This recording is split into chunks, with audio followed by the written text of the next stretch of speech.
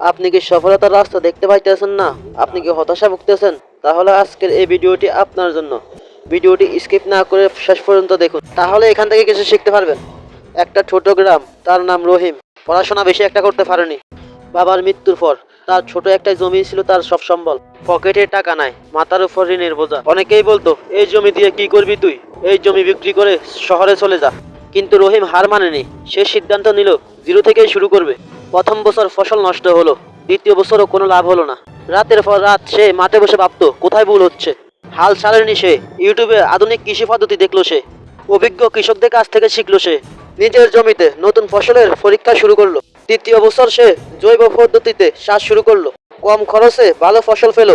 বাজারে তার ফসলের চাহিদা বেড়ে গেল। সম্পূর্ণ ঋণ শেষ হলো, মুখে হাসি ফিরল। আজ রহিম শুধু একজন কৃষক নয়, সে একজন সফল উদ্যোক্তা। নিজের গ্রামের অনেক বেকার যুবককে কাজ দিয়েছে। মানুষ এখন তাকে বলে যে ছেলেটা জিরো থেকে শুরু করেছিল, সেই ছেলেটা আজ সবার অনুপ্রেরণা। তাই বলি, কখনো কোনো কর্মকে ছোট করে দেখবেন না। এই গল্পটা একটা বাস্তব জীবনের গল্প।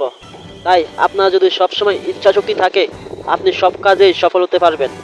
আর এই ভিডিওটা দেখে যদি আপনার ভালো লেগে থাকে, অবশ্যই একটা লাইক দিয়ে দিবেন। আর কমেন্ট বক্সে আপনার মূল্যবান মতামত জানাতে ভুলবেন না। আর এই ভিডিওটি আপনার বন্ধুর সাথে অবশ্যই শেয়ার করবেন। সবাই ভালো থাকবেন, সুস্থ থাকবেন। আল্লাহ হাফেজ।